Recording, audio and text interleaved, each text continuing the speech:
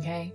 444 on my timer as I'm saying this. And if you don't know, trigger warning in that past situation, I could have not been here. Okay, to put it simply. So every day I wake up and I am blessed to breathe, feel life fully and freely, no matter what's going on in my life. I am blessed to wake up every day.